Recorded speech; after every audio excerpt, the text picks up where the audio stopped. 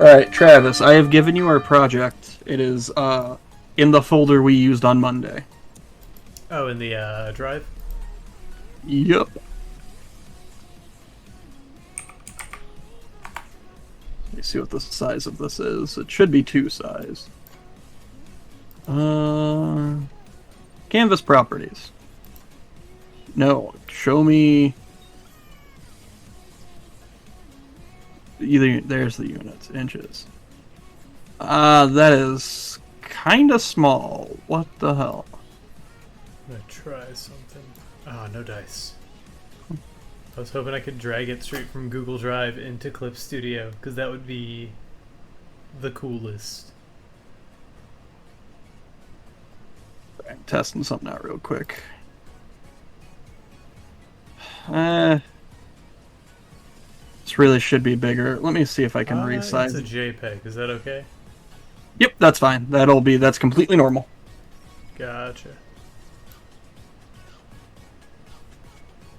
All It's a right, bit. I've got it up. It's a bit. Yep, it's a bit on the small side, but it'll do. Normally, you want to make these files are basically the same size they would be for print if this was actually a comic book, but for the purposes of what we're doing, it's not. All right, so we're doing, as you guys can see from the screen, we're doing another Schoolhouse, which is that's the now official name of this, right, Travis? That's cool by you. I mean, everything is still by the seat of our pants. Yep. It's a luxury we still have. Right. I was a fan of it. So, yeah, this is our 3rd episode of Schoolhouse, I believe. Today we're going to be going over flatting, particularly comic book flatting. And we'll get into what that means right now. Why not? So, this is just an example. We're going to hide this and make a new white layer. And let's just make a basic who gives a shit shape. So, we got our shape. Let's add another shape. There's shape 2. Pretty simple. Here we go, regular fucking Picasso. So, what flatting is a color like this is a flat color. It's all one shade. There's no dimension or shape to it, no depth. That's why it's referred to as flat. Typically, unless you're doing something very stylized, that's not what you want. You want to add a little dimension, like, I don't know, a light source, some shadows, and now the shape has a little bit of depth to it. So, what flatting is you go in and do only these flat colors. And why? You do it so if you want to go in, you can use tools like this auto select, or if you're using Photoshop, the magic wand tool, and it just lets you select that shape in its entirety. And you can do that with any flat color. And even if I made another shape over here that's also that color, you can select both of them at once. So, the reason this is useful is you get these selected. Say I want to add a little bit of light blue to these. I can paint, draw, whatever, and it'll only affect those I have selected. And if I want to switch to the other one and do the same thing, I can do that as well. So, in the terms of a comic page, it's the difference between being able to grab, like, Spidey's eyeballs really fast, or his costume, or the background, or Doctor Strange's Eye of Agamotto. It just helps you grab stuff really fast. It's kind of like setting up a cheat sheet for the colorist to just get in there and get shit done. So, it'll make a little bit more sense once we get more into it, but for now I'm just going to delete these layers. So, go to the image full size. First thing you always have to do when you're flatting is, you may notice if I try to color this right now, let's just go with very simple flat color pencil. If I try to, oh well, first off, we're in grayscale, so we should change that.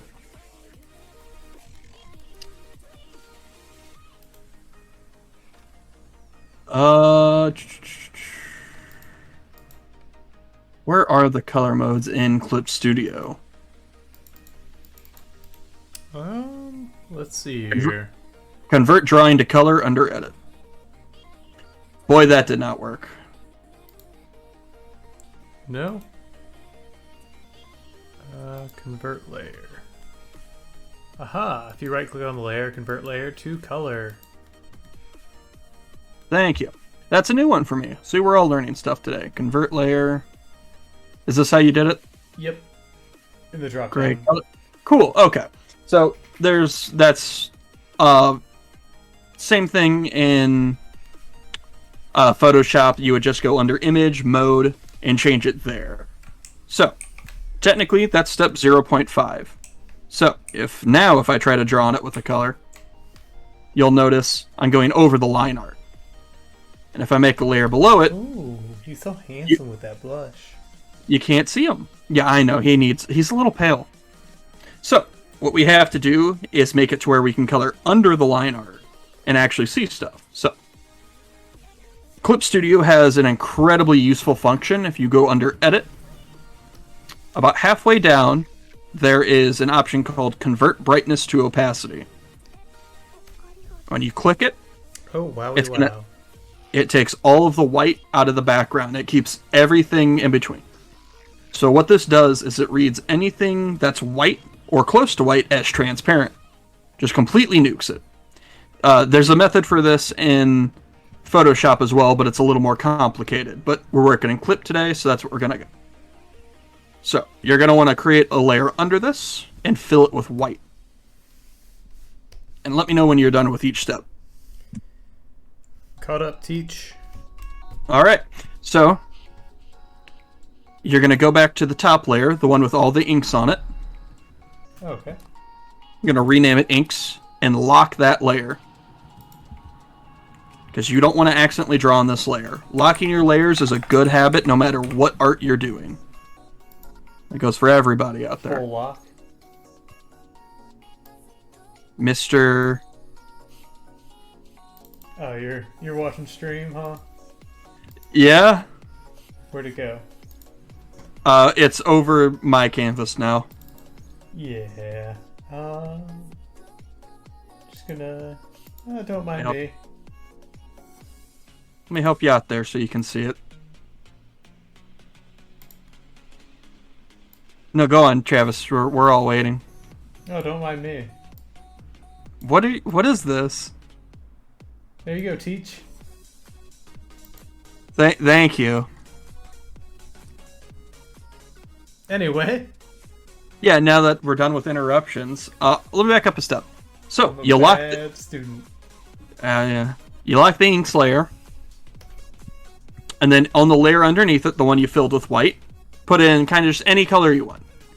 And I just do this because looking at a white background kind of sucks. So just any color otherwise is nice. So now when you're on this layer, you can draw between the lines. Because we have the separated line art on the layer above it.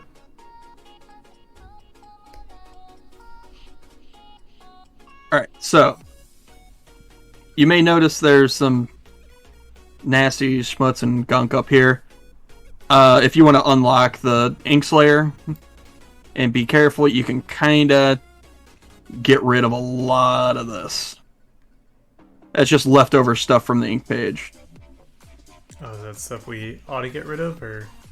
Yeah, normally you would get rid of this before it's converted to grayscale, but whoever scanned this in didn't do that. So it's not something we really have to do, but I'm just getting rid of some of the bigger stuff because it's just annoying and in the way.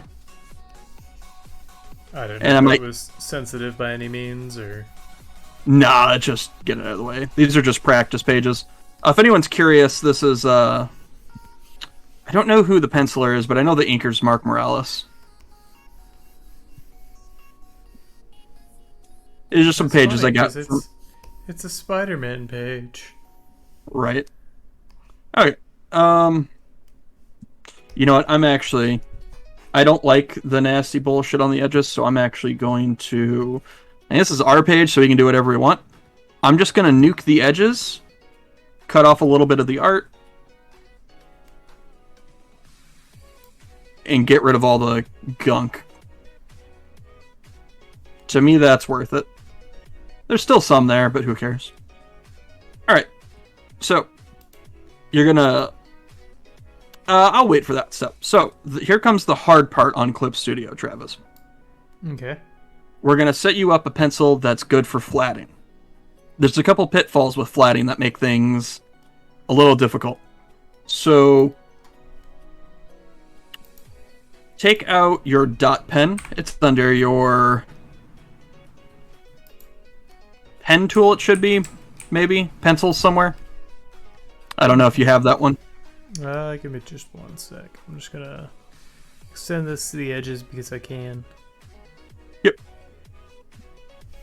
Or actually, just go to any tool, really. It doesn't matter. G pen would probably be the best if you have it. Dot pen is under the pencils, you said? Maybe. If you find G pen, do that one first, though. Gotcha. Got my G pen.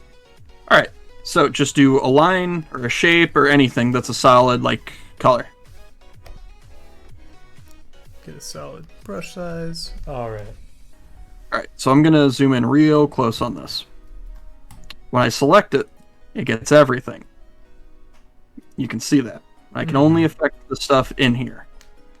But if you have this option on the under the brush settings called anti-alias on, and then draw the exact same shape, it's a different color. You know what? I should make it the same color just for consistency. You'll notice the edges aren't as sharp. They've got a little bit of transparency to them. And if I try to select it, I miss some of it. What anti-alias does is it automatically smooths your edges, tries to make it a little bit more of like a smoother transition. So, obviously this is a problem because you won't be able to select the entire flat color, and it kind of defeats the whole purpose of all this. So, make sure your anti-alias is all the way to the left, which is off. Your opacity should be all the way up to 100%. And that should be it. Your stabilization and brush size, just up to you. That doesn't really matter on this. Gotcha. Alright, so are you getting those completely flat shapes you can select? Yep. Alright, cool. So let me get rid of these. So, the second issue is, and this one's a little more unique to Clip Studio. When you select it, Travis, are you getting the entirety of the shape? Or is it missing a little bit? You might have to zoom in real close to see this. Yeah, let me just... Looks like it has it, but I did shortcut that selection by control clicking the layer. Should I? Oh, definitely don't.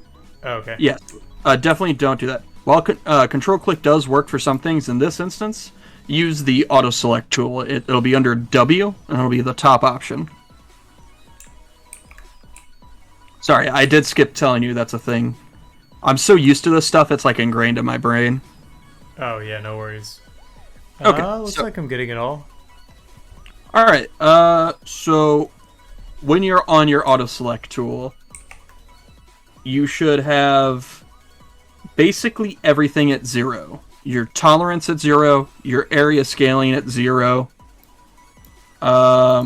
anti-alias is off. Your selection should be, let's see, no close gap. Basically everything's off or at 0. The only setting that can be different, and I'll show you what it does real quick, let me get another shape, is apply to connecting pixels only. So this has a different name on Photoshop. On Photoshop it's called contiguous. But basically what it means is when it's checked on, you will only grab the one you select. When it's checked off, you'll grab everything that is that color. So, yeah, it's just a simple tool of like, do I want to grab everything that is that color, or just that one particular shape? Gotcha. So, I think that might be it with the area scaling tool. So, can you is there any way on stream you can switch our screens real quick so I can see what you're doing? I don't have it set up easily, but That's I fine. can show my screen real quick. Show the teacher my work. Like in Discord? Oh, I just mean I can on stream make my screen real big. I can't switch them around easily, but Oh, yeah, no, if you can do that, that's exactly what I want. I just want to go through it, make sure we're doing the setup, because this is the most likely part to screw things up early. Perfect, that works. Alright, so just do me a favor and, like, select a shape and zoom in for me.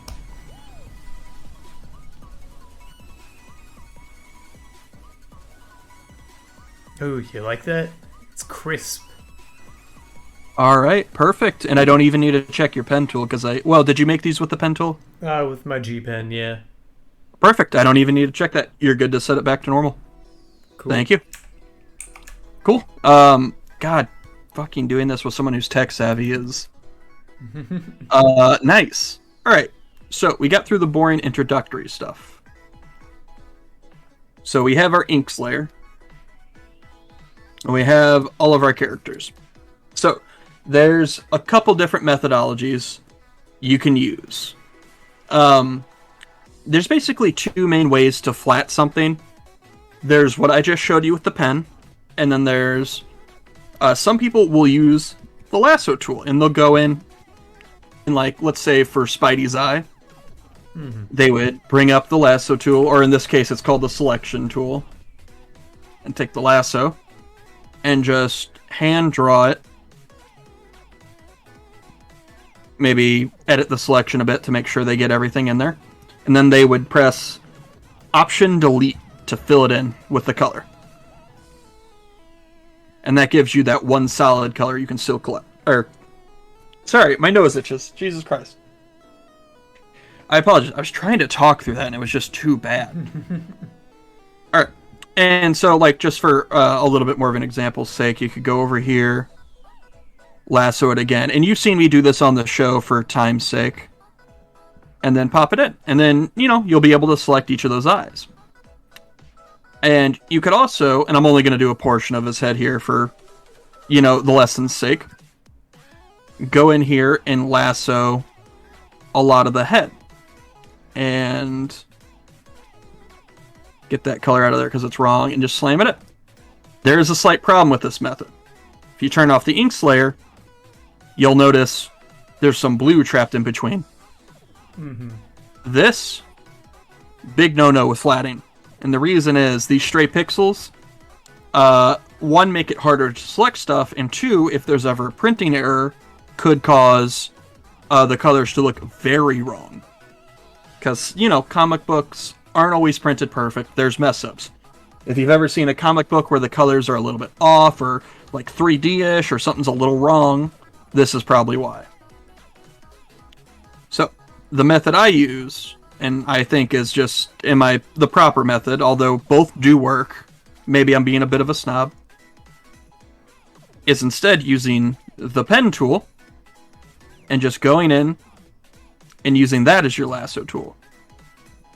And then you can select in the middle of it and fill it in. And all of this is done with the pen and the auto select tool. That's your bread and butter for all of this.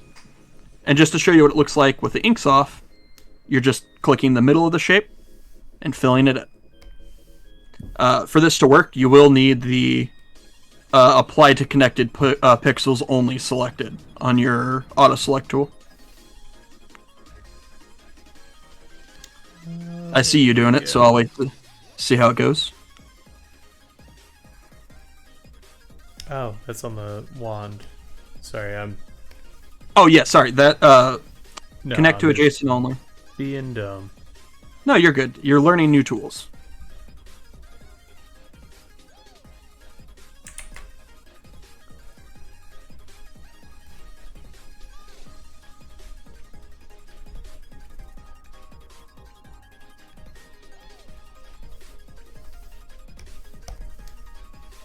Hey, there you go. You're figuring out. Zoom in. Yep, and sometimes if it's small enough, you can just fill it in like that. Alright, so Do me a favor and turn off your line art just so I can see what it looks like. And I'm just going to have to wait for the stream to catch up. Perfect. Looks good. You can turn the line art back on. Okay. Alright, so now we're going to show you some of the cheat codes to make this a little easier. Step 1. Go back to your ink slayer. Unlock it. And change the opacity to, I prefer about 70%. I think any more is a little bit too much. And now you can see your colors through the line art. And it makes it a little easier to navigate and kind of make sure you're where you want to be. Mm-hmm. So this just helps the process along. All right, and make sure you lock your inks layer again so you don't accidentally draw on it. Good call. Yep. Alright, so, probably not something you should do often, but we're going to do something stupid. Fill it all in. Start back over. Ground zero. Just take whatever selections you have and nuke them. Delete your art. Delete your art. Perfect. So now we're starting with a blank space. So you got the basic ideas. You got the tools set up, you got the layers set up, and you also have the basic idea of how a selection works. So, as you can see, we've got 3 characters. There is kind of a hierarchy when it comes to this stuff that works really well, and there's good reason to do it. It really helps with color work, or if you're flatting for a colorist, it helps them a lot. So you kind of go from large to small. And what I mean is, say you were going to flat Doctor Strange's hand here. I'm just going to do this really quick for the sake of everything. You go through, get the whole hand. We're just going to go really sloppy just for the sake of this demo. And there you go. Got his hand, smack it in. Awesome.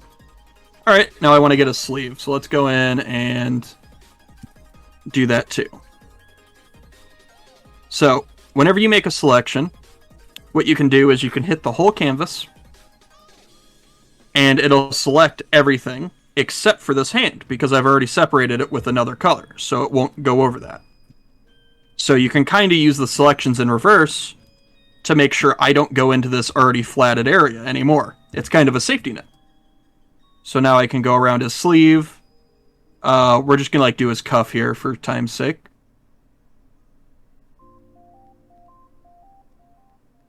And fill it in. There we go. So now I can select the background again and make another new selection, and it won't hit any of the stuff that's already a different color. And it's kind of the process you'll be repeating. But if I do it this way, I'm just going to be doing each part piece by piece by piece by piece.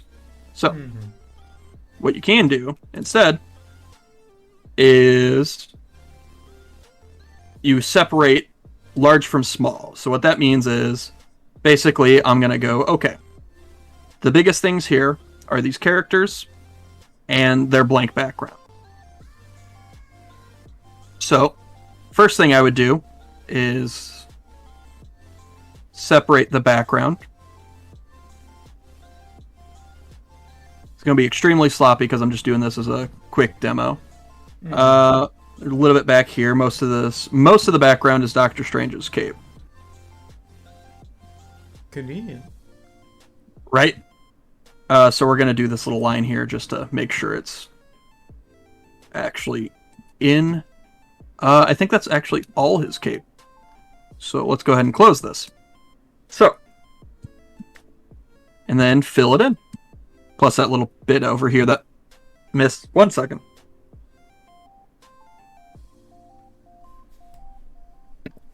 Apologies. For some reason, my nose is going haywire. 'Tis the season. Yep. Okay. So, aside from the obvious sloppiness of not being in the lines, I know how to use a coloring book. This is just a quick demo. The reason you do this is because now I've taken the biggest thing, in this case the background, and separated it from the next biggest, the characters. So now when I'm moving forward, all I have to do is select the characters. And they're separate from everything else. So now I can go in and let's just separate Spider-Man real quick. And we'll do this properly and like actually take our time with it after this quick little explanation. Okay. I'll just hold off then. Yep. And you'll notice, or maybe not, but if you look, you'll notice when I get to this edge down here, I'm not bothering outlining the side of the fist that's already touching the background because it's already separated. It's already a different color. So now we'll fill in Spider-Man. We'll move on to Doctor Strange.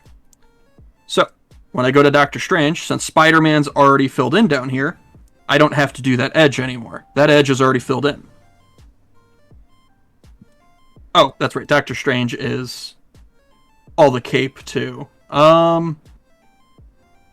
Let's separate his body from the cape anyway. It's a big element.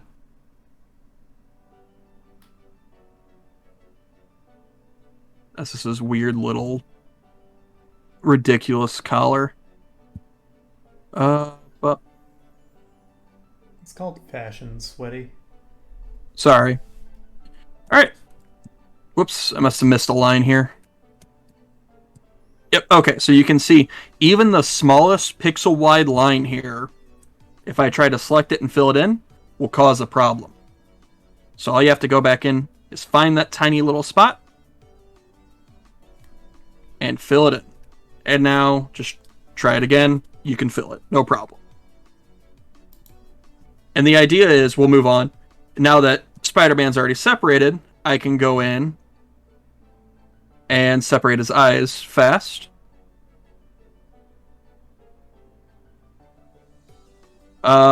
His other parts of his costume.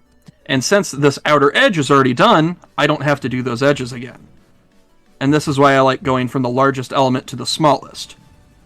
Because it just kind of helps. It speeds up the process. There is another reason for it. But I don't think we'll get into that today. It's not really necessary, so.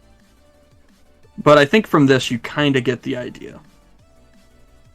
So generally I separate the characters from the background, then the characters themselves, and then I do all the little details on the characters. Is all that kind of making sense so far? Yeah. Now, all right, perfect. Quick aside, like, are you necessarily going to be trying to select a palette whenever you're flatting, or? That's actually a great question. That's actually one of the fun things about flatting. You don't have to do anything right color-wise. You can make Doctor Strange green skin with dark blue hands. Silver Sable can have pitch black hair. Spider-Man's costume can be, I don't know, blue and yellow. It can be whatever you want. X-Force. Yep, does not matter. And not only does it not matter for you doing this, you can turn it in that way. Your job when you flat is only to get the separations in. Because what I can do is, say, just for argument's sake, I get this from, let's say you flatted something for me, Travis, and you give me this page. Well, first off, I'm pissed off because you've done such a terrible job. You can't even color in the lines. But, that aside, I'm learning. I look at the Spider-Man and go, why isn't this idiot red? I just select Spider-Man, because he's already separated. That's what we've been doing. And I just slam in the color red. Maybe this blue's a little bit off. Let's make it a little darker. I just slam it in myself. That's it. Say this background's a little too saturated for me. Just select it, lighten it up. So, as a flatter, it really doesn't matter what color you use. Do you have any other questions right at the moment? No. Is flatting typically done all on the same layer like this, or? Typically, I've seen two ways, and one I wasn't going to get into, but typically, yes, it's all on one layer. Okay. So we'll go into it since you brought up the question, but something I do like to do, let me backspace a little bit.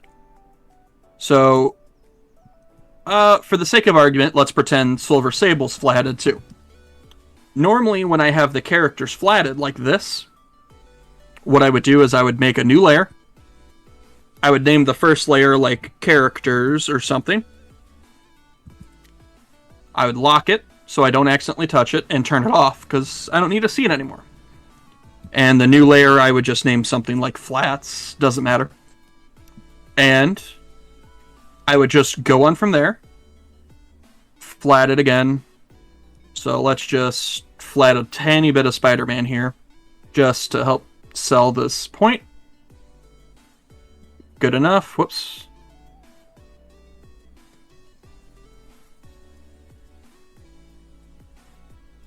Why do I keep doing that? There we go. So, now that I have that other layer called characters, if I were to turn that layer off, it's the full-size character. And the reason that's kind of useful is, say I was coloring the Spider-Man and I go, I kind of want this light source to hit his whole body. If I go to this layer, I have to select every little piece of him over and over and over and over. If I have that layer where it's just his entire character, I can just go to that layer, click it, and then go to a different layer and just add in whatever I wanted to do and affect his entire body. So it's a nice shortcut for the colorist. Okay. So you don't have to do that. Typically, most flatters, I believe, do just one layer of it all. Gotcha. It's one of those things that's a preference, and it might change from person to person, depending on each person's workflow. But, got any other questions? Because both of them so far have been good ones. None so far. Alright, good. You haven't pissed me off yet. Oh, there's 10. Oh, there is. Alright, did you feel comfortable getting started? Yeah. Alright, so just kind of start how I did. Separate the characters from the background and then separate the characters themselves. And, just pick one of the characters to flat first, and maybe in like 20, 30 minutes we'll kind of see how it looks. Sound good? Yeah. Yeah, and once you get a character, or probably just a character flatted, we'll kind of go into like rendering while using it. Oh, okay. That way, you get a little of the practicality of it. So I'm going to nuke mine and start over. Gotcha. And I'll probably flat Spidey, because he's front and foremost, and... You like spiders, I gotcha. I like Spider-Man. Yep. So, useful tools are holding shift, because it'll give you a straight line. So anytime there's a straight line, you can just kind of hold shift. It'll show you a little cursor of where it's going to go, and that'll really help you figure out where you're supposed to go sometimes. The only downside is on Clip Studio, the shift will give you the entire size of the brush, so it'll actually be a little bit bigger than your brush size. So there can be a bit of a learning curve because of that, because it'll just suddenly get bigger on you. Mm-hmm. Ran into that a lot, but had some happy accidents come from it. Why isn't that working? There we go. Oh. Another useful tip. Say... Let me get on the right tool. Say you go a little bit... Why is it giving me black? What the fuck? Something wrong with my eyedropper tool? There we go.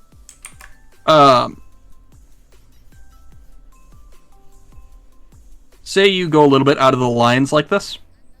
Instead of erasing it, because what you'll do is you'll erase the whole layer, and you kind of lose progress. You'll have to fix it. And if you go in with white, then you have to deal with the white. Instead of doing any of that, what you should do is use the eyedropper tool to pick just the other color and kind of push it back in the lines. And for Clip Studio users, the shortcut for the eyedropper tool is just Alt. And that saved me so much fucking time. Yep. If you're on a Mac, it is Option. Basically, just letting you know, basically all of the hotkeys between Mac and PC are the same. You just replace Command and Control. They're interchangeable. And Option and Alt are interchangeable as well. Try telling that to Steve Jobs. No.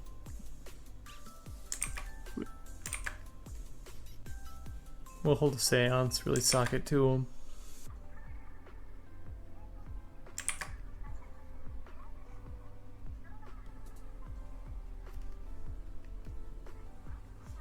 Yeah, but this is a lot of people find flatting boring.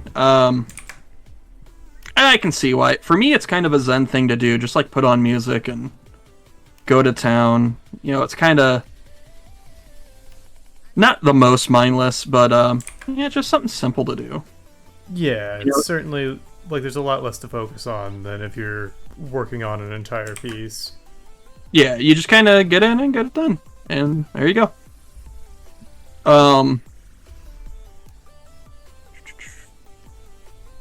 And if you're ever confused about where to go, or if you should separate something, generally you just kind of want to zoom out and take a look at the piece, and it'll answer the question for you. Gotcha.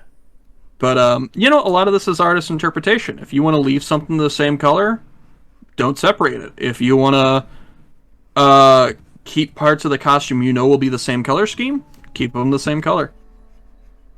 You know, the whole purpose of flatting is to speed up the coloring process. Yeah.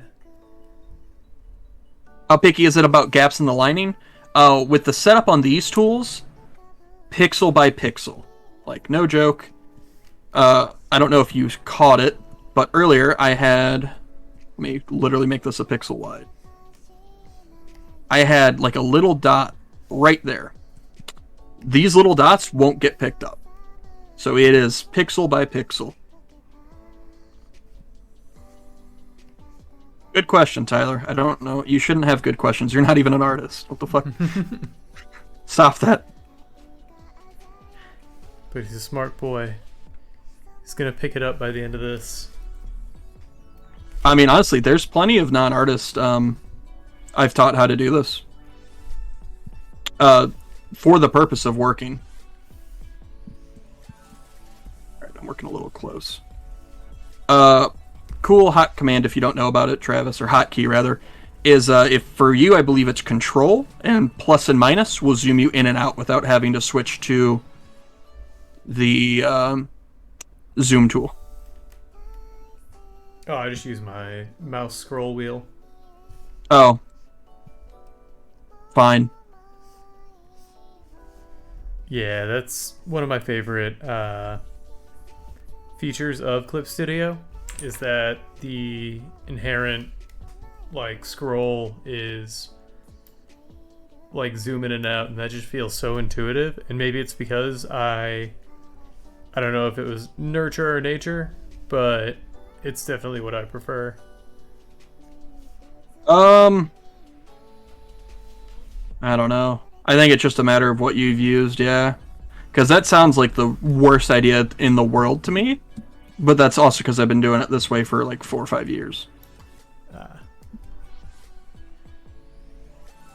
See, like trying to go back and even just mess around in Adobe products, like it just throws me off every time. Oh yeah, well I mean, you saw it earlier. The opposite is true for me. You had to tell me how to change it to a color mode. Because even my professional work, you know that convert to opacity thing we did earlier? Yeah. I will bring every single page I ever color into Clip Studio just for that function. Ooh, nice. Yep, doesn't matter what I'm doing. I still bring it in here. Yeah, And then I'll switch it back over to Photoshop. that was something that threw me off on Monday because of the format like Joe's inks were done in. Or Yep. Gotta be a pro next week. I mean, shit, if anybody wants to learn how to do this really well, it'll probably only be another 2 weeks before I need to hire somebody to do a lot of it. I'll keep working. Hey man, the past few, with Joe aside, I have not been too happy with, because Joe's flatted for me for a couple pages. Gotcha. But, you know, I knew Joe knew what he was doing. We learned it together. But, I I've been kind of so-so with some of the other ones. I've actually just been doing it myself for the past few, for like the past 2 months, just because of that.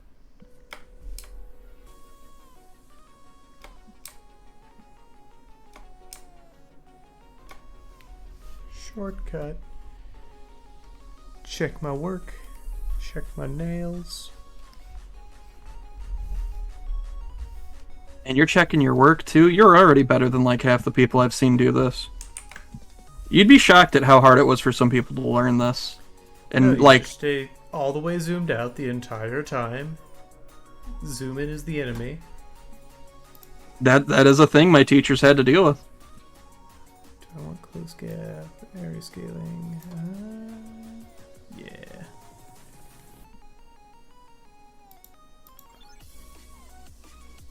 Don't want anti-aliasing on my fill, I believe. No, you do not. Good catch. Because remember how we set up the pen tool to be sharp with no transparency around the edges? I just wasn't sure if it applied in reverse or... Yeah, if you fill anything that's selected while that setting's on, it will apply that smooth transitioning. Cool. Alright. So there's a background.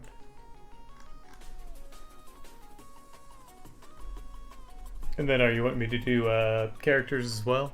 Or just pick a single character? Whatever you're comfortable with, you know? This is to teach you, so whatever you think will be best for you. Groovy. So I'm just going to select... I'm also not sure how long you want this lesson to go, so that's another part of it. Yeah. We'll get as far as you had mentioned, because... Just a little bit showing off how you render doing this kind of flatting. Is that what you mean? yeah. Okay.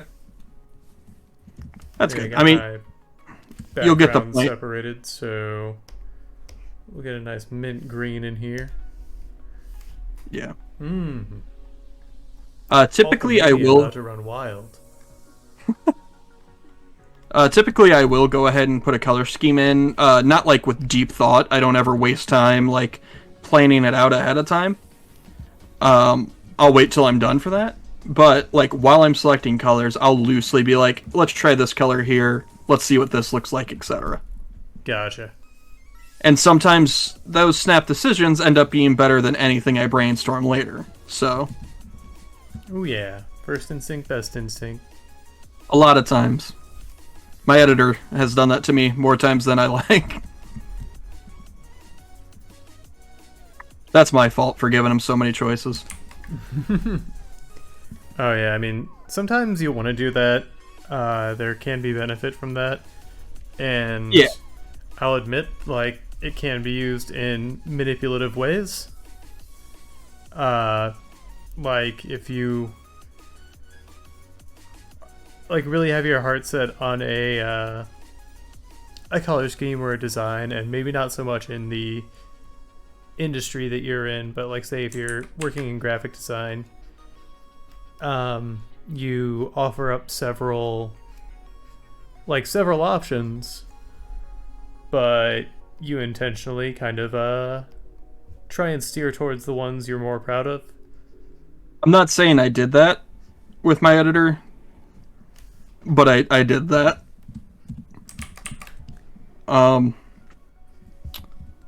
Though it So, yeah. has bitten in the ass in the past. Yeah, I know it's dangerous, but There's no accounting for taste. there is not, and the way I kind of did it with my editor was, and you know, it's nothing against him. I kind of had a loose idea what to work off of, so it wasn't really manipulation, but I made sure to make some of the elements I wanted in these characters to be like congruent throughout the whole thing. But I didn't really have much leeway with what I was given. Like, it was halfway decided already, which was kind of nice. Yeah, not having to do everything from square one.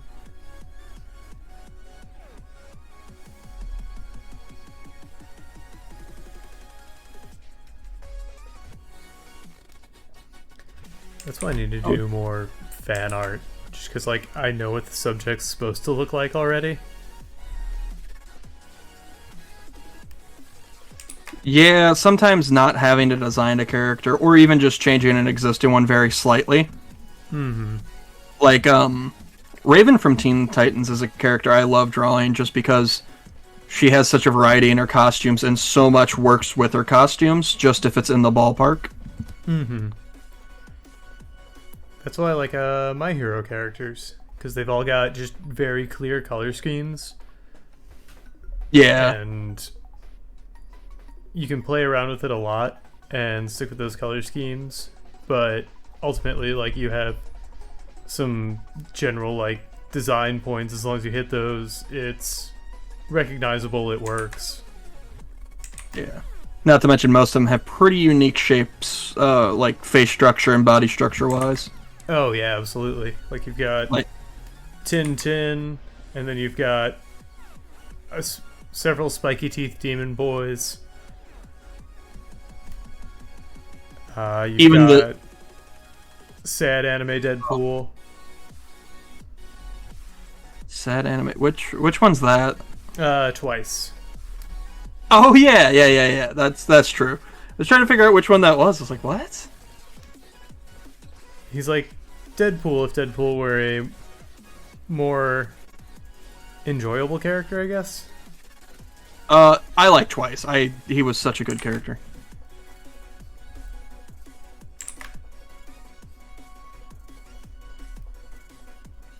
Also, the name Sad Man's Parade is such a cool name for a move. Yeah. They also played on his power in a really fun way, because, you know, that... The twist of, like, his power and, like... Everything, like, none of the twists were original, but it was all written so much better than I've seen it. Oh, yeah. Like, it made superheroes very human, which is always, like, the best part of superhero stuff. And it did it in an interesting way, which you don't always see.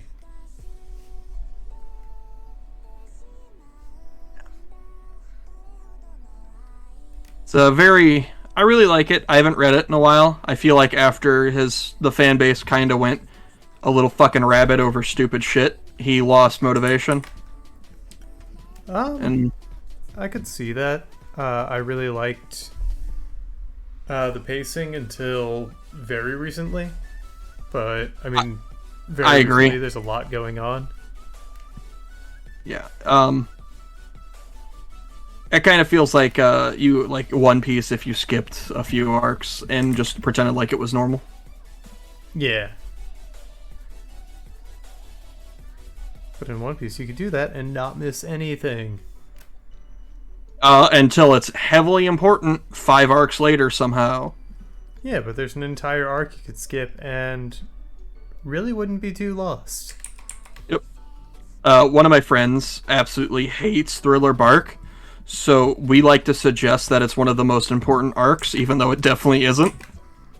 Yeah, you're right. I mean, it sets up for something kind of important a little bit later, but it's not...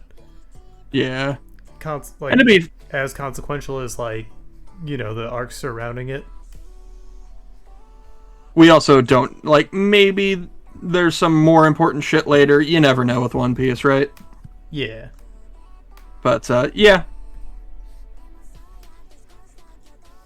But I feel like Thriller Bark had some of the best fights. Where you really get to see, like, the characters use their strong suits in fights. They felt like a team for the first time there a lot, too. Mm-hmm. Besides maybe, like, Water 7. Oh, no. It's the first time they felt like a team fighting together, I should say. Yeah. I mean, it's the only one where they didn't really split off to have their own individual battles. Yeah. Oops. I missed a spot. And, like, the Usopp fight in Thriller Bark, I feel like was Usopp at his best.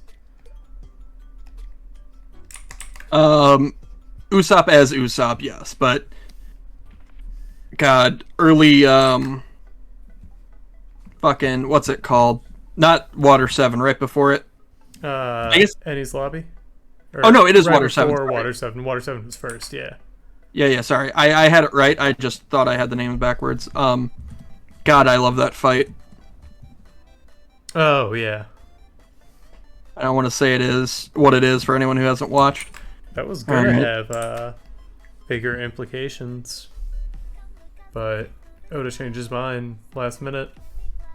He tends to do that from what I've read. Like, have you noticed how a certain big bad and Usopp share a lot of similar features? Oh, yeah. Is it the one I think you're talking about? Should be. Like the big bag? Yeah. Yeah, that's what I thought. Yeah. That's, he was gonna be the big bad. Where am I missing one little pixel? That's where. Stupid spider web. Oh, yeah, there's... Whoever did this inking, though, I think you said it earlier, but... Mark Morales. Yeah. Really solid stuff. Oh yeah, he's well known for doing a great job. If you've read comics, anytime in like probably I don't know 2000 to 2015, you've probably seen his work. He still does work, but like he was doing all the headline events for a while. Dang.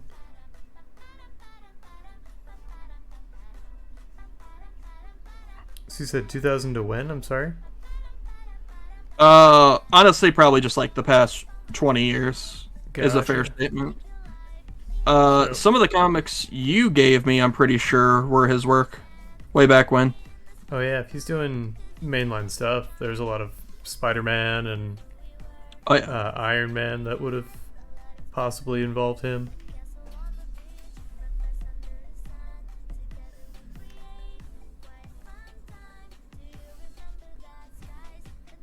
And sometimes I just cut through stuff and I'm just gonna deal with it later. What do you mean cut through? Like, it's something that should be separated or gone around, and I just say, fuck it, I'll go back later. Ah, yeah. I'm a big fan of A Stitch in Time Saves 9. Yep. So, like, I always try to address that in the moment. Because I find it'll... Even if it doesn't necessarily bite me in the ass later, like, I've been bitten enough that I'd rather get it now. Yeah. Flatting's a weird thing where, it doesn't seem like it, but the more you do it, the more you learn little things that definitely speed up the process. Oh, yeah. I mean, always learning workflow hacks.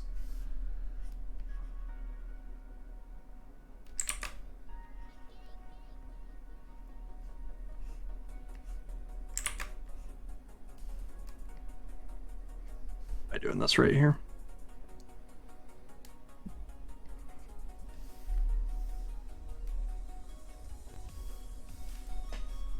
So I know this isn't the most exciting art we've ever done, but this one's more of a technical, like, learn this type stream. Says it right there. It's Schoolhouse, baby. Woohoo. If you guys ever do have questions about this, feel free to ask. Now, in the future, whenever. If you have my information, DM me, whatever. And these Schoolhouse streams haven't quite made it to YouTube yet. I'm working on it. Just the first one, we ran into a lot of technical difficulty, and that got me down the whole rabbit hole of maybe putting a little production value behind our YouTube uploads. Oops. See you in 2023, folks. But hey, I'm learning, started to learn After Effects. Hey, that's marketable. Yeah, and now I quit that, and I'm starting to learn DaVinci. I remember you saying you hated After Effects, so I'm going to take that it's as abysmal. a big positive for you. I hope so. We'll just see how DaVinci handles certain just integral aspects.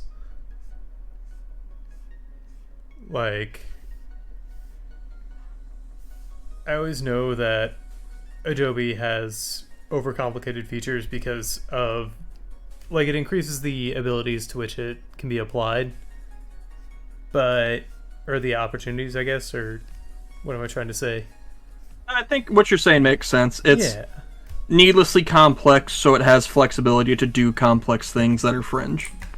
But it's definitely not intuitive by any sense, and so you have to, it's like learning coding. You have to learn to think in, I don't know, robot brain. But in this case, you learn to think in idiot brain. How would I describe it? I guess I almost want to say you have to learn how to think in layers, because that's basically the foundation of Photoshop. I've seen Shrek. Yeah, you got to be an onion. All right, quit fighting it.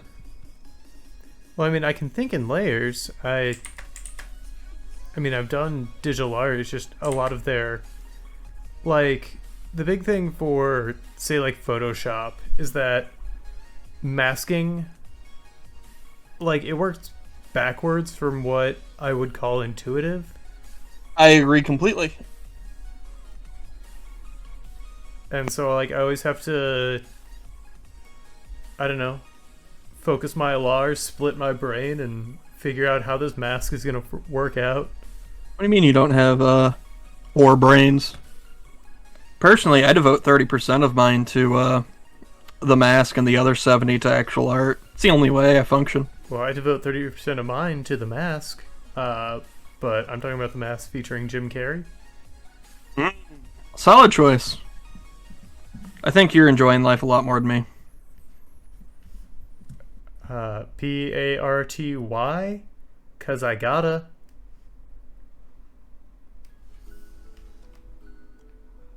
I have been referring to you as the party boy for a couple years now, at least. Yeah, a couple. It's been almost a decade, my guy. Listen, I don't know how long I've been saying it, and I didn't want to lie, so half measures, alright? When I want to lie, I will say it with all the confidence of a drunk Greek god, but this just wasn't one of those times. Oh, believe me, with confidence like that, you can do anything. That's why I do it. It's how I convince people stupid shit like tattoo machines are made out of meteorite. Oh yeah, how else is the ink gonna really stay in your skin? That's exactly what I said, too.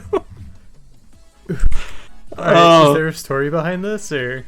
No, that was the whole story. He didn't believe me, and then I said, how else do you think they get the ink to stay in the skin, Nick? And he's just like, oh, okay. And then, like, half an hour later when we were done eating lunch, I told him, that was all bullshit. He never trusts me anymore because I do stuff like that. I love you.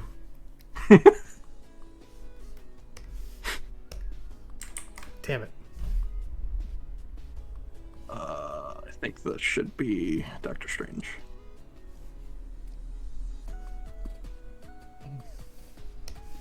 Alright, I think I'm gonna flat Spider-Man and then get a drink. Okay. I'm gonna finish flatting Spider-Man here. Or at least finish the bulk of Spider-Man. Spider-Man as a concept. You gotta ask yourself which Spider-Man is this under the suit. Toby. That way? Alright. Personally, I was going for Jameson. Ah. Wait, Jameson. J. Jonah Jameson. Does he pick up the mask, or does he just wear it at night for fetish reasons? Both headcanons are fine with me.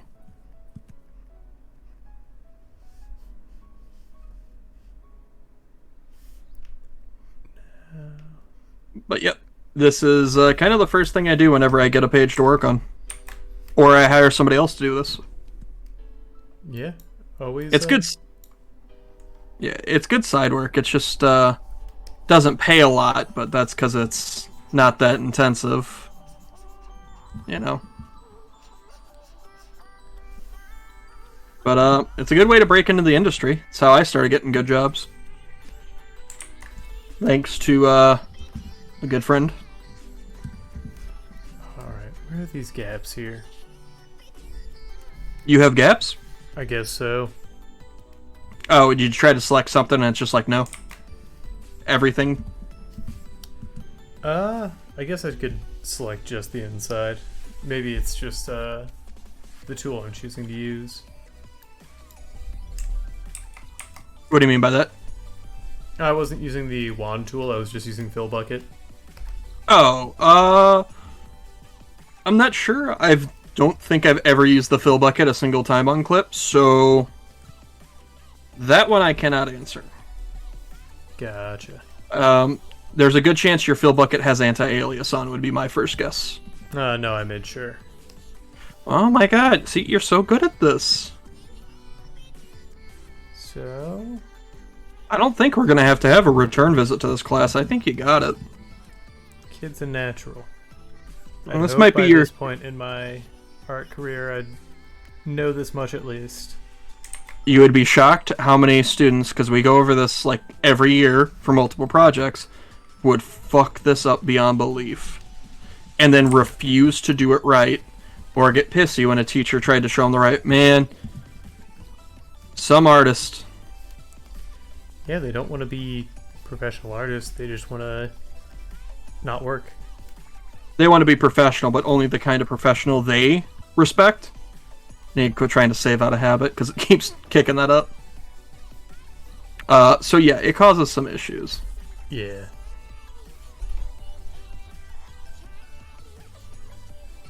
And that's why some people get hired and others don't. Yeah, because it turns out easy to work with is a marketable skill. And knowing more than what you're just doing helps you inform your decisions. Yeah. Having I'm of the strong opinion. Go ahead. Go ahead. No, you go. I was just gonna say, having like a greater view of the industry as a whole, like helps you, like you were saying, just make informed decisions and optimize workflow for everything past like just your station. Yep. I'm of the strong opinion when it comes to comics and a lot of art in general, actually. If you want to be better at X, learn Y.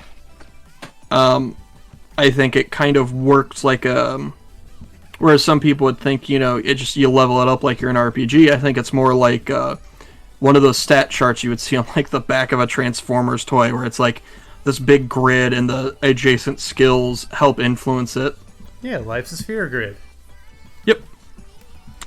You know, your ability to pencil involve your ability to ink. If you can ink, you know, if you can color, you know what to look for when inking to help the colorist. If you're good at layouts, you'll be able to help the letterer. If you're good at letterer, you'll understand compositions and layouts. It just keeps going and going.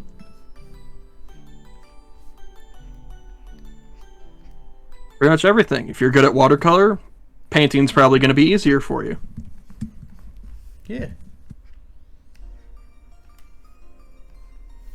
If you're a little bitch boy who cries, being a failure is going to be easier.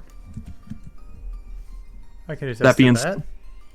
Oh, I was just about to follow it up with, but it's okay to cry. But now I feel bad. Nah. I think that's why I've taken so long to really take art seriously. And Hey, then, man, like, it just... The amount of time I wasted not taking it seriously only set me back through all these hurdles that I imagine all artists go through. I just had to hit those a lot later, and it became a lot harder trying to be a self-sufficient adult while hitting those hurdles. Yeah. I mean, I also didn't pull the trigger on going to Qbert until I was 25. Yeah. So, I mean, shit like that'll happen, dude. And I was far from the only one. I mean, how old are you? You're 30 now, I'm right? 30, yeah. I think Joe turned 30 his first year at Cubert. So, I mean, not too late. And he wasn't the oldest student.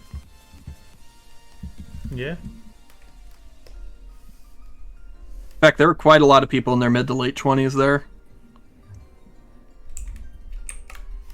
You know? Yeah. Don't let age stop you, but you gotta kind of hit the head on the nail with the financial and adult shit being a problem. I basically had to kind of restart my life financially to do this, and it hurt. Still does. Yeah. That's all right though. You know, I think it was worth it in the end. And you know, once we get you to big shot status, you'll think it's worth it. Eventually. Just, I don't know, maybe the world will burn and the country will collapse before that even happens. Yeah, but, you know, can't really let that influence your decisions, otherwise we'd never do anything, right? Right. And it'd hardly be the first time somebody said the world was ending and then it didn't. Noted, I think you're coming from a standpoint with much more significant evidence, but let's not get into that.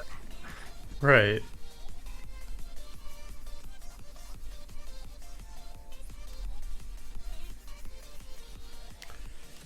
How we doing out there, chat? Is this intriguing? Are we having a grand old time? Are we learning? That's what it's all about. I hope this is a question you can answer. Oh, I certainly am. Alright, good.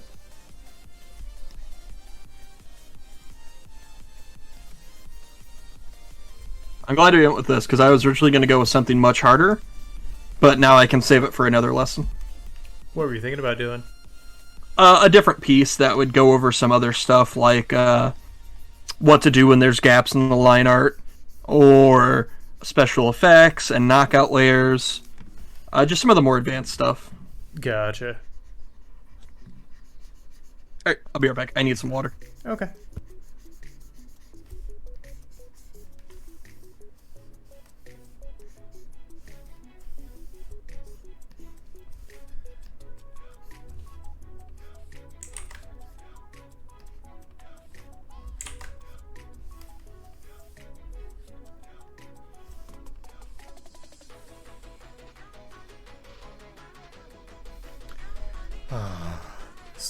This web is going to be the death of me.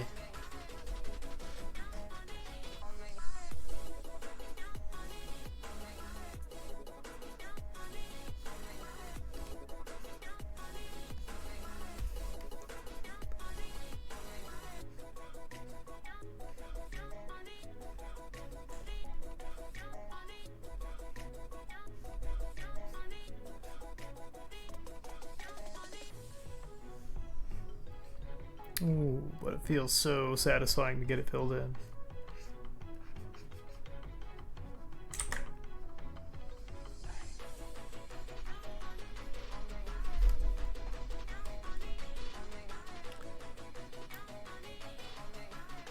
I also really love this style of webbing. The very loosely braided, corded style. The thin little wispies. Not like the thick gobs in the Sam Raimi movies.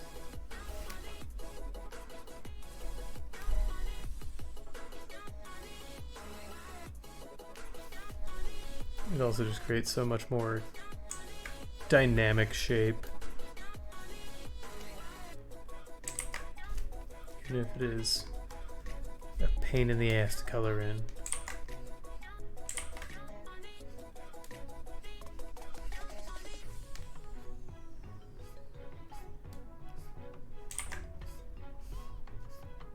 I've returned. Hold on. I've just been droning on a little bit about webs. The web of lice? Yeah. Ew. Okay, my glove got a little nasty. Time to switch. Got a little crunchy on there. A little uncomfortable. In fact, putting this new one feels like Oh, so much more comfortable. Like I could just take a nap with this on now. Like putting on a fresh sock. Basically. As if I haven't ever fallen asleep with one of these on, but that's beside the point. See, I'm bad. Like, if it's late at night, I'll throw it in a pocket or something and forget about it.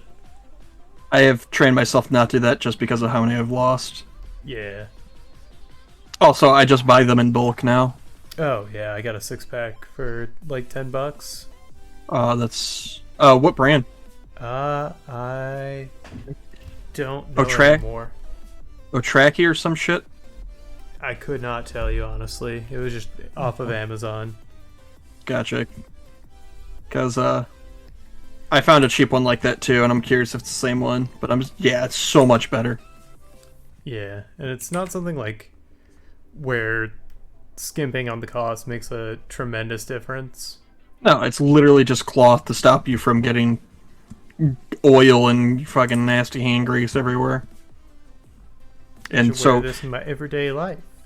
yeah, for me, it's just so I can actually move my hand too. Oh yeah, slide it on the screen.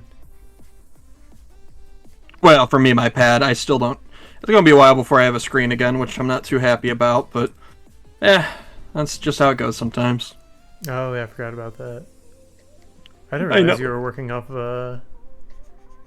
Like, I just assumed you were back to monitor. No, I've been on a pad for ever since like the third or fourth episode of 10 Pesos. That makes everything you've done just, I think, at least 4 times as impressive. Thank you. It has been an adjustment period.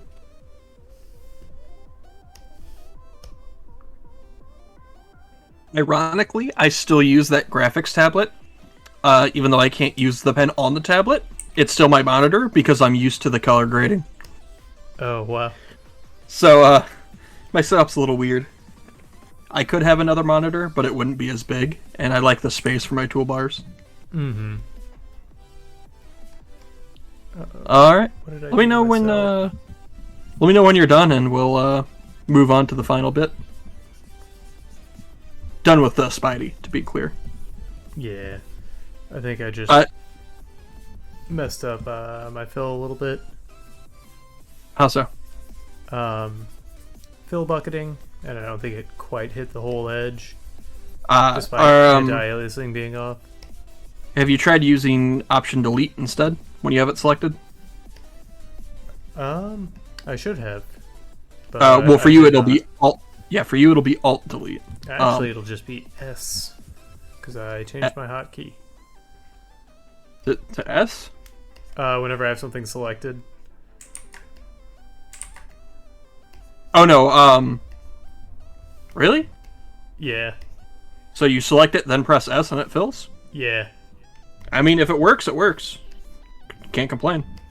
I was just making figured sure. that's something I'm not going to be using while something's selected, so. True. I would never do that because I do Command S to save so much, I would accidentally save and slow down my workflow so much while it saves the file, if it's a large one. Oh, I gotcha. But that's me. I also recently, I think on Photoshop my clone stamps on that one, and I have accidentally been clone stamping a lot because of how fast I save and work. Gotcha. So that's how I know it would be an issue. That's why I like Clip Studio, because the save button's just right here. And so that's what I do. Like, I don't hotkey it, I just tap. But I actually don't even know where the manual version is. I still don't know where it is. I don't care. I'm not gonna learn. Time to be a stubborn boy. you do that.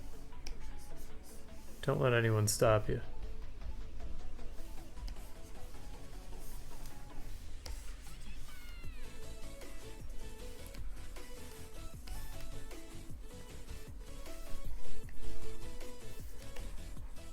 I need to use this more. I need to remember that I can just select an area in the thumbnail image and just drag to that. Oh, I could never get used to that. I just always do, for you it would be Control O or Control 0 to max my canvas, and then I zoom in again. Oh, yeah. I can see how that'd be very effective. I'm also a fiend that's just so used to using the fucking keyboard shortcuts. I don't know Excuse why me, this now- isn't selecting everything.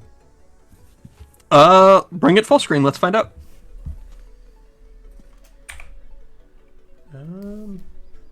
That's not it. So yeah, like... Oh, you mean on stream? Bring it full screen? Or... Yep, we'll go over your work a little bit. Okay. Let me pop over there. Too many tabs.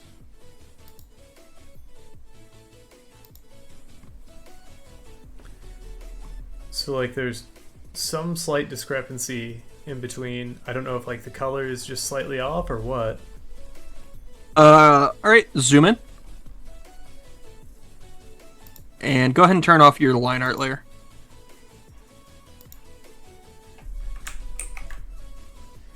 Yeah, I guess it's just ever so slightly off. It is. So what I think I can do is... And then... It's all around, too. It looks like... I think this might have been a side effect of the paint bucket tool. Yeah, I think I might have also selected like... I would turn off apply to connected pixels only. It'll save you time. Yeah.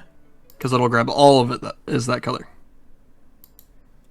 But yeah, this is one of the common pitfalls that happens with flattings, is colors get slightly off. I think I got it all. Yep. And you also got that little gap there, so when you zoom back in. Which little gap? On his, on the left thigh. Not the character's left, our left. Yeah, So- so that gap's supposed to be there. Oh, no. Near the top of his leg, right under Silver Sable's hand. Oh, right here? Yep, keep going. A little bit up and to the left. Yep. Good call. You also have one a little bit below and to the right. Let's see.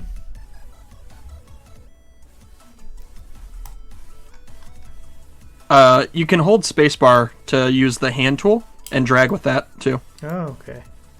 You're talking about on his knee here? Yep, like right under it. There's another one. And on his wrist a little bit lower. Good eye. There's also one where his leg and thigh meet. Like closer to that little gap where it's green. Mm-hmm. A little bit. Right here? I'm waiting for the delay. Yep, and go straight down. There's another one. Jeepers creepers, Eagle Eye. You get really good at spotting this stuff. This was actually like how our teachers taught us to look for this stuff too. Like, two of my teachers, Sean and Justin, both were incredibly skilled at picking that shit out from a mile away. And I'm talking like the one pixel you did wrong in the entire piece. It was terrifying. And the first time I did it to another student, it was like a power trip, I won't even lie. But yeah, I think that was the paint bucket tool causing that. One last thing, and then we can return to normal screen. Can I see your... press I, so I can see your eyedropper tool.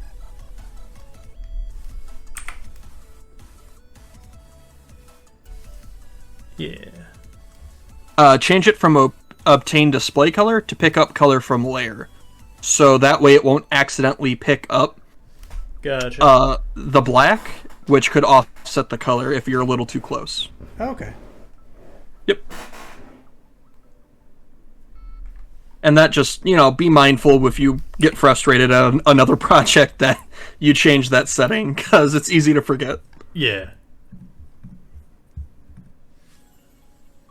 Because typically I will switch it back to display color if I'm doing like just full-on coloring. Mm-hmm. Dr. Strain looks a bit high. Oh yeah, he's full on blazed. All Well, right. this is So a I got Sag. Spidey in. So what's next, Teach? Let me finish this little sash, and we will find out.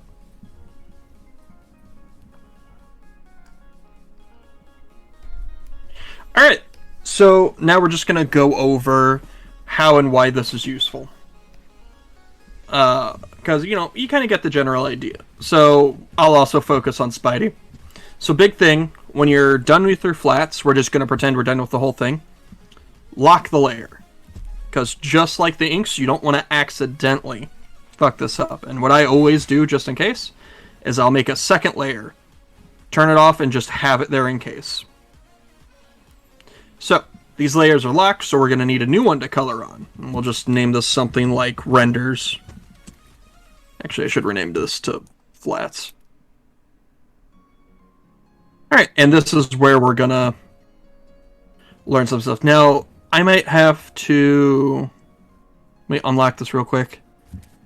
And hover over something. This is a learning moment for me, so we're going to see if this works too. So, give me just a moment.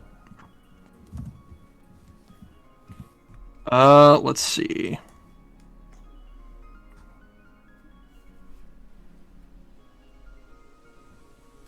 Alright, that's something I'll have to look into later, I think. There's a way to set your flats layer as a reference layer. I'll have to learn that on my own at another date, so for now we'll just ignore that option. Whoops. Alright, so you got the layers locked, you're on a new one. What you can do is you can go to that flats layer and select... There's a couple ways to do it. One is, say I want to select all the red on Spider-Man. I can just do that. So you can go in, do it one by one, or if you have the option turned off. So now you can go in on a different layer, and let's find... Actually, dense watercolor works. Let's... I don't know, maybe give him a little bit of a highlight. And it'll only affect him. So you can just give them some like real basic colors. Just some little highlights. Some shadows if you want to. I'm just doing this real loose for the sake of the demo. Mm-hmm. You can kind of go in and just easily color without worrying about going under the lines at all. So that's one way you can select it. You can also, while you have it selected, let's just nuke everything. Use a gradient tool. Let me switch to my foreground color.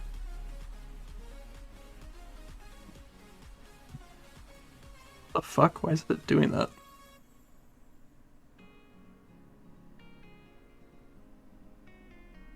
Oh, that's why I have it set to this. Remember how I told you make sure to check if it's on display or layer only? Well, your teacher's a jackass. Why is it doing that? There we go. For some reason, it was taking my selection to my secondary color. So you can select it and like give them some shadows, or just real quick with a gradient, some highlights. You know, just real quick, easy way to kind of give them a little definition. This is what I use, and this I think is really useful. Say I wanted to give him just some simple shadow shapes. You can go in with the lasso tool, just grab some areas, like you might see some shadow. You know, some of the inks indicate a good amount of it. You can make up your own shadow shapes if you want. Just, figure some stuff out. Let's cut that away from the feet. And if you go to the magic, or the auto select tool, sorry, it's called Magic Wand in Photoshop. And if while you have it held down for you, I believe it would be Alt. We're going to zoom in. You can see the Alt changes it. It's kind of hard to see to a minus. And if you hold Shift, it turns it into a plus. What you can do is you can hold Shift and click to add an entire color. Or you can hold Alter Option and remove another color. So if you hold Option or Alt to remove colors, I can remove all of the blue in the selection all of Doctor Strange's colors. I can remove his webs. I can remove everything other than the red. That way, everything I've done only affects that one color. And then I can just slam it in there. Oh, sorry, I missed that web. Hold on.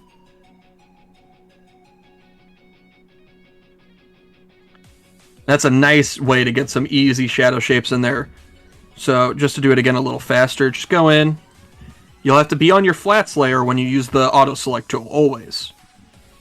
I can hold Option or Alt and remove the blue. And then I can just slam in that color. And you can do this with all of the colors. Need it. So let's add some highlights to Spidey's thighs, his thick ass thighs. Yeah. And then we can just remove the red, the background, Silver Sable, a little bit of Doctor Strange that got in there. And bam, some highlights. That's kind of the same idea. And that's generally why flats are so useful. So now I can quickly go in and affect only whatever I want. So I want to add a little bit of shadow to his pants and arms. Just select all the blue, go in. Let's change the gradient to this.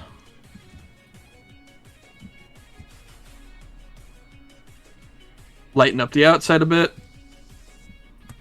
too much. My gradient's on like 100% opacity. Which gradient are you using? The circle one, which I don't like any of the gradient tools on Clip, I'll be honest. Gotcha.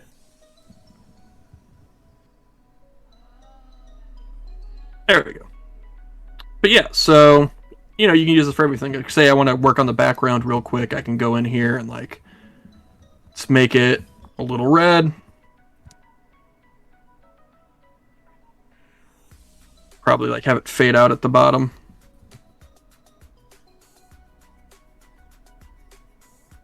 And, you know, this works for everything. Like, if you make another layer, I can go up here and...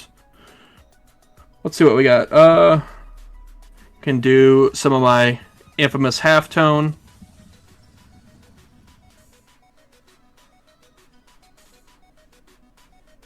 It's just a really nice way to affect only certain things. So, you know, like, say I really wanted to give his face some shape, like, let's give him some strong highlights on this left side of his face.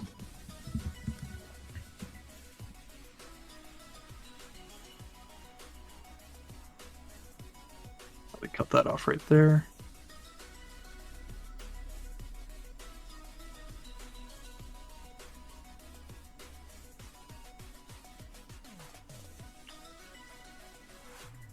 Alright, so now we can go in and cut away all the excess, like we don't want his hair in here, his eyes, his little frills. Can bring up a new layer and give it, like, I don't know, some sort of magenta.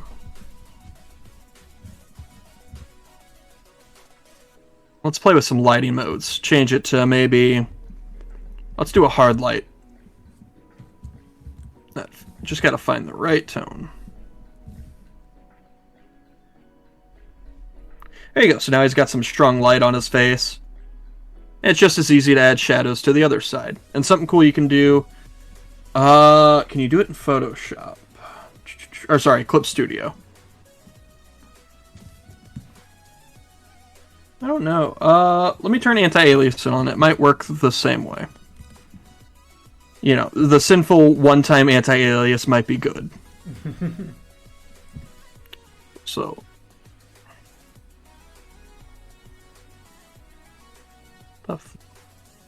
Why isn't it picking anything up? That's so weird.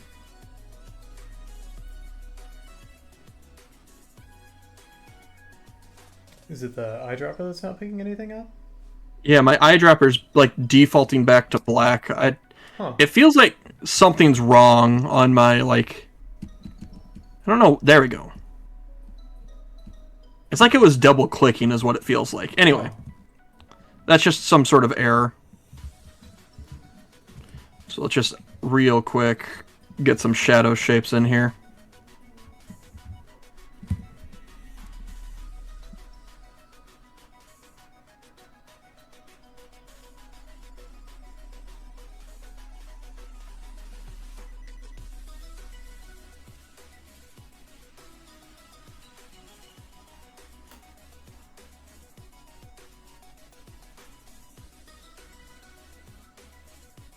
Alright, same thing as the last few times. Remove all the colors other than the skin tone we want to affect. And, let's see if this works the way I thought it might.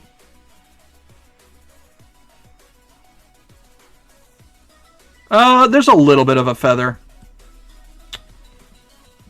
But yeah, you don't always have to fill when you do these selections. Sometimes you can lightly gradient it in to kind of help sell the light direction. Okay. But this is a style called like cut and grad.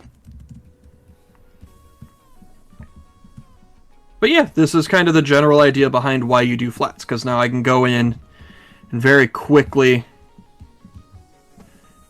just change stuff up, help with the light source, sell things,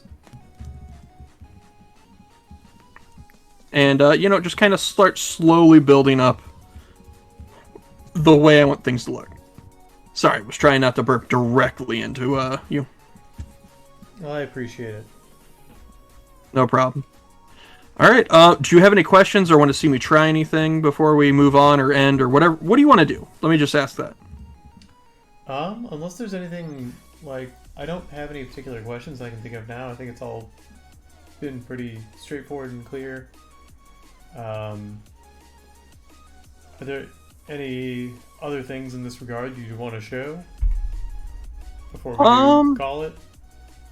Nothing that isn't basically just another lesson, I don't think. Last call for chat if you guys have any particular questions that maybe weren't answered or something that's not clear.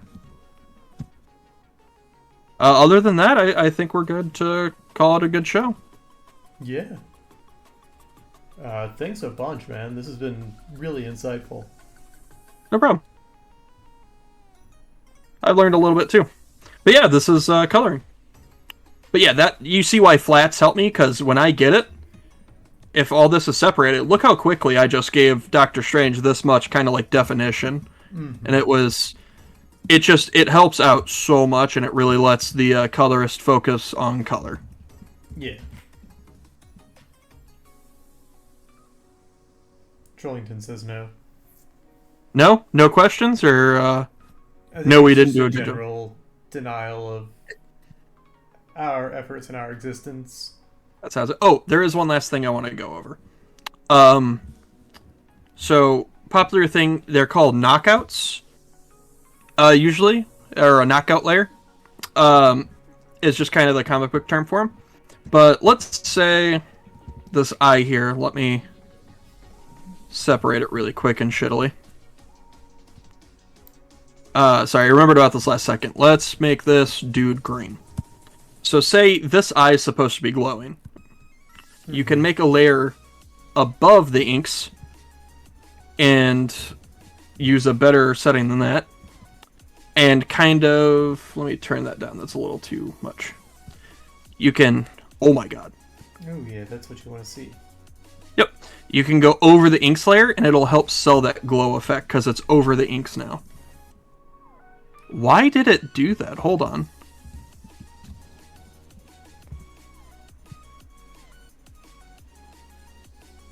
What the fuck? The world may never know. I don't know why it's doing that setting. I must have hit something. Are you I'm gonna delete that. Hitting F or something? No, I don't know. It looks like it's going over to a fill bucket. That's me, because the gradient tool is on the same as the fill bucket tool. That's weird. The gist of it is, if you can put something over an inks layer, and you can go over the line art. Mm-hmm. You can even select only the line art to go only over the line art. So, like a practical application, it's like if I just wanted to give a little bit of a glow right here.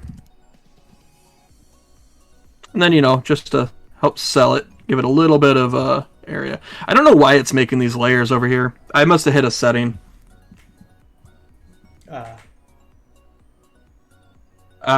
That might have been it. Hold on.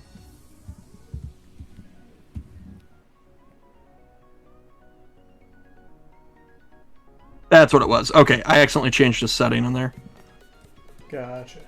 I don't know how I managed to do that, but I sure fucking did. But yeah, that's a knockout layer. Let you do some glows. Give him some purpley magic. You know, stuff like that. It's really useful if you want to, like, push stuff back, make it seem glowy, etc. But yeah, I think I'm good to go. Cool. Let me save this as something stupid. That's also the first time I've really done comic book coloring in clip. I can see why people like it. There's some good things. If they had a gradient tool that didn't suck, I would use it. Run and tell them.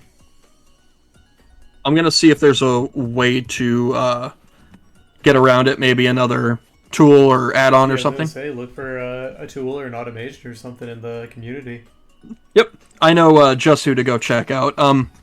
There's a guy on YouTube called Color with Kurt. Really good about teaching color and stuff. Oh, cool. I'll have to look into them too. Yeah, they're if you need any links or have a question on a day where we're not doing a class, I gotcha. Awesome, yeah. It's also just nice to color something that's drawn pretty well. It's always nice. Nice. All right, that's it for me.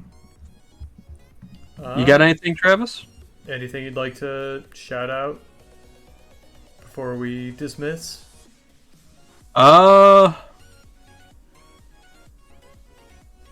Not really. I got brain soup. I pretty much just been working most of the day and then playing video games at night. So I'm kind of just like in a Twilight Zone episode for the past 2 weeks.